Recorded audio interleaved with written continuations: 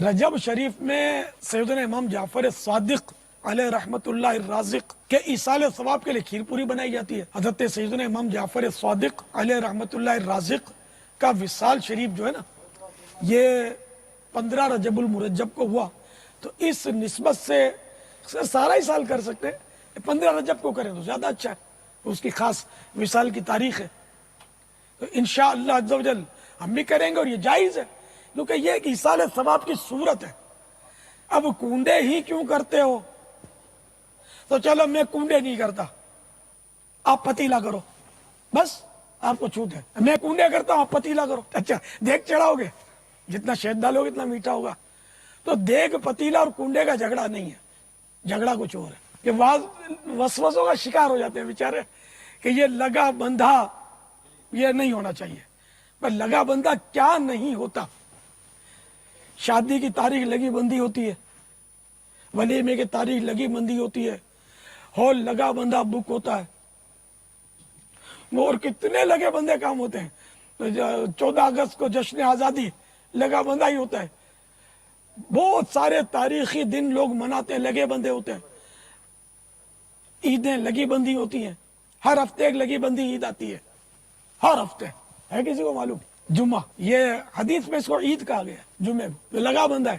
آپ بولو کہ نہیں ہم اتوار کو عید کر لیں گے، کوئی بولے نہیں پیر کو کر لیں گے، یار اس بار جمعے کو تھوڑی مصروفیت ہے تو ہم جمعے کی نماز کے بدلے ہم جمعرات کو جمعے کی نماز پڑھ لیں گے، تو یہ تھوڑی ہوگا، لگا بندہ جمعہ ہی ہے جمعے کی نماز پڑھنے کے لیے۔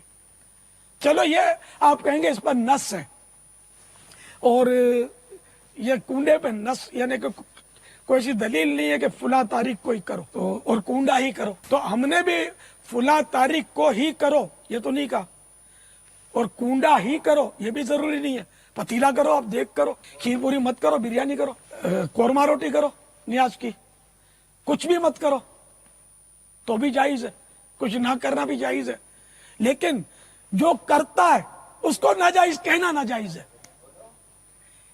کہ جس کو شریعت نے ناجائز نہیں کہا اس کو کوئی ناجائز کیوں کہے؟ کہ یہ شریعت پر افتراء کرنا ہوا، یعنی شریعت پر تہمت باندھنا ہوا۔ شریعت پر تہمت باندھنے سے مراد یہ کہ اللہ اور رسول پر تہمت باندھی نا اس نے۔ شریعت کیا ہے؟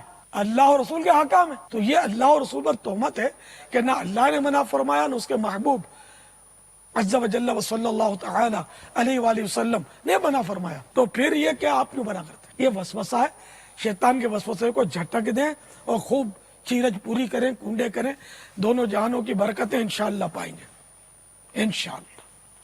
لیکن وہی بات کہ ضروری نہیں ہے، کرے تو ثواب ہے، نہ کرے تو کوئی گناہ نہیں ہے، امر مستحب ہے، اس کو ناجائز کہنا گناہ ہے کیونکہ شریعت نے ناجائز نہیں کہا، ورنہ بہت ساری چیزیں ناجائز ہو جائیں گی کہ اگر ہر بات میں صراحت مانگیں گے نا کہ شریعت میں کھیرج پوری کہاں لکھی ہے، تو میں آپ سے پوچھتا ہوں بھائی اے وسوسوں کے شکار، شریعت میں بریانی کہاں لکھی ہے جو آپ کھاتے ہیں؟ اپنے بیٹے کے ولیمے میں 50 ڈشیں جو پکائی تھی یہ شریعت میں کہاں لکھا ہے؟ آپ کو معلوم ہے کہ سرکار صلی اللہ تعالی علیہ وآلہ وسلم کا جو سب سے بڑا ولیمہ ہوا تھا انہیں کتنی دیگیں چڑھی تھی اور کتنے شامیانے تنے تھے پتا ہے کچھ؟ پورا ایک بکرا ذبح ہوا تھا، سب سے بڑا ولیمہ جس میں ایک بکرا ذبح ہوا تھا، باقی اس سے چھوٹے تھے۔ اب پورے ڈھگے مطلب کلٹی کر دیتے ہو، تو اس لیے مطلب یہ کہ ہر بات میں صراحت نہیں ہوتی، ایک مطلب یعنی کہ اصول ہوتا ہے، اصول یہ کہ ایصال ثواب جائز ہے، اور کھانا کھلانا اللہ کی راہ میں جائز ہے، اس کے بے شمار فضائل اس کی حدیثیں موجود ہیں۔